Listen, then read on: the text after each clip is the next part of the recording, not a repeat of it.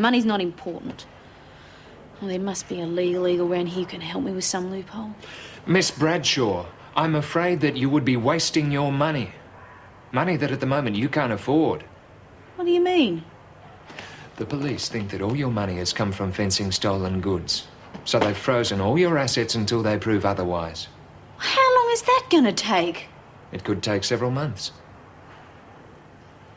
You mean I've got all that money and I can't use it? Yes. I'm afraid you are, in effect, broke. Who do you want to speak to? David Sheldon? Goodbye, Miss Parr. See you next time. Hi, Mr. Alcott. David Sheldon, please. Goodbye, Miss Bradshaw. Best of luck. David, this is Roxy. Where the hell have you been? Is everything all right? Well, that depends on what you mean. With our baby, of course. Coming along real good. Terrific. Actually, David, I need to talk to you real soon. Well, I'm really tied up at the moment. Can it wait till tomorrow? No, it bloody can't. All right. Well, I'll try to get round to see you after work tonight. You better make it today, David. I don't think they let you in at night. What are you talking about? Where do you think you're going, Smith? Just filling in time, Miss Ferguson. The machines aren't fixed yet. Well, we'll just have to find something else for you to do. Oh, I'll be okay. As a matter of fact, I've just finished having a chat with your little friend. What are you talking about? They say that danger brings people closer together. That situation at Carol Colson's place certainly was dangerous, wasn't it? As usual, Smith, you don't know what you're talking about. No? I heard you and Colson were very close. Colson was a neighbour of mine, Smith. She is now an inmate here and will be treated the same as everyone else. Oh, yeah, sure. Well, you just tell her to keep to herself, because we don't care whose friend she is. We don't like her.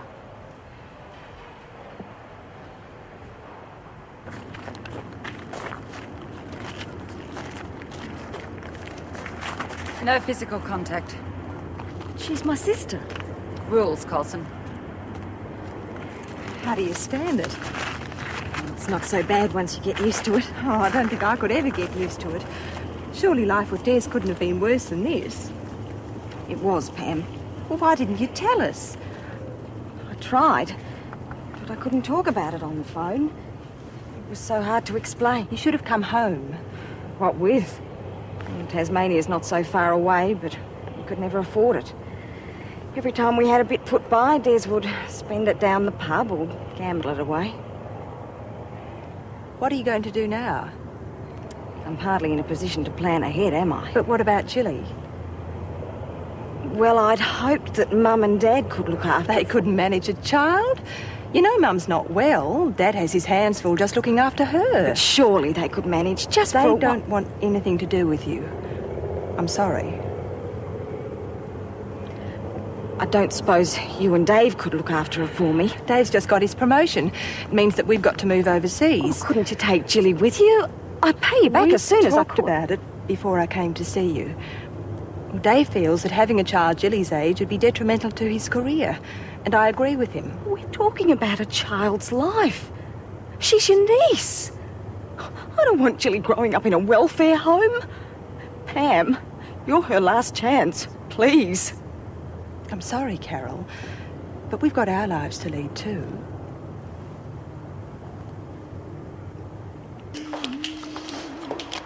Right, you lot, the holiday's over. Oh, did you get the machines fixed? No, not yet. When are they going to get around to it? Oh, I didn't know you were so concerned about your work. I'm not. But it beats sitting round on your bum doing nothing, doesn't it? Yeah, well, don't worry. I've found something that'll keep you all occupied. And what's that? Proofreading leaflets from the workshop. Oh, good. Oh, no, don't worry. You can work in pairs, if that'll help you with the two-syllable words. Oh, bloody reading. I'm sick of reading. Lizzie, I didn't know you could. Oh, what's the matter, love? What happened? Hey, Lizzie.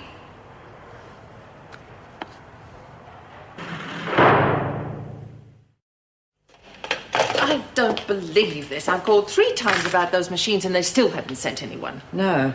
Oh, look, I've got the women proofreading in the recreation room, so they won't be causing any trouble. Well, that's not the point. If we don't get that hospital in and done in time, we could lose the contract. Yes, I know. Well, anyway, it'll keep the rest of them away from Colson for a while. Why, has there been trouble? No, not yet. But Smith let me know what they think of her, and believe me, they don't like her very much at all. Damn. Any idea why Smith told you? No, not really. They're only giving her the silent treatment at the moment, but that could change any minute. And Colson, how's she taking it? Not too well. And she won't improve either until she gets a visit from her child. That could take some time. Yes, I know. And that's why I told her that I would visit Jill as soon as I... I appreciate what you're trying to do, but I'm a bit worried about your personal involvement. Apart from anything else, it could give the other prisoners the wrong idea. Perhaps that's why Smith chose to tell you how they feel. Is there any rule stating that I can't visit the child? No, I'm not quoting rules. Good. Then if you'll excuse me, Governor, I'm on a split shift today and I have quite a bit to do. I'll get it, Coral. Good morning, Wentworth Detention Centre. May I help you? Yes, I'd like to know when your visiting hours are. Well, first of all, I have to ask you who you'd like to see. Roxanne Bradshaw. And you are? My name is David Sheldon.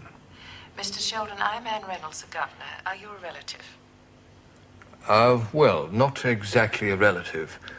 I see. It is fairly important that I get to see her.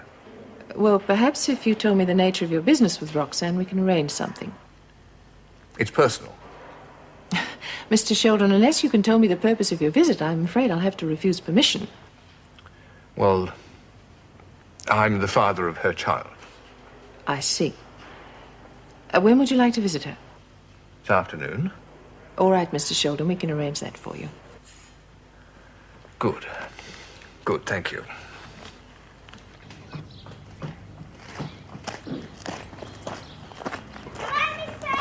Hello, Jill. How are you today? Good, thank you. Look, I've got some spare time today. I thought we might be able to do something. What? Would you like to go to the zoo? Oh, yes, please. Right, you run along inside and see if it's all right then.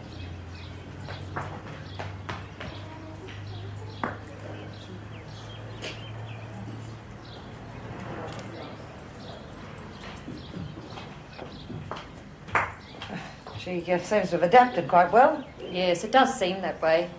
Oh, she's a good kid. Good-natured and eager to please. Sometimes a little too eager. Oh? Suppose she's just looking for attention. You can hardly blame her after what she's been through. No, I'm just waiting for the questions to start. Questions? You know, the sort of thing, where's Mummy? When can I go home again? When can I see Daddy? You know, so far, she hasn't even mentioned that night. Is that unusual? Yes, it is. Kids are usually pretty honest. I'm just worried that she's bottling it up. Oh, God, I'm sick of this. Oh, Mrs. Powell, haven't they fixed those bloody machines yet? I reckon my eyeballs are dropping out from reading all this rubbish. Why don't you wear your new glasses? Oh, I forgot. All right, ladies, the repairman's just arrived, so you should be able to go back to the laundry by this afternoon. Oh, wow. Yeah, who'd they send, Mrs. Powell? Not that same bloke, I hope. Yes, unfortunately. Hope he does it better this time. Yeah, me too. Right, well, I need 2 volunteers. If he makes the same mess as he did last time, 2 lucky ladies will have to mop it up. Oh, yeah, I'll be in that, Mrs. Powell. Right, who else? Lizzie, aren't you keen to get back to the laundry? Oh, no. I'm getting bug-eyed from all this reading I'm doing. I don't reckon I'll be able to see the water. Suppose not. Okay, Hunt, might as well be you. Why me? Oh, why not you? Get out. Thank you for volunteering.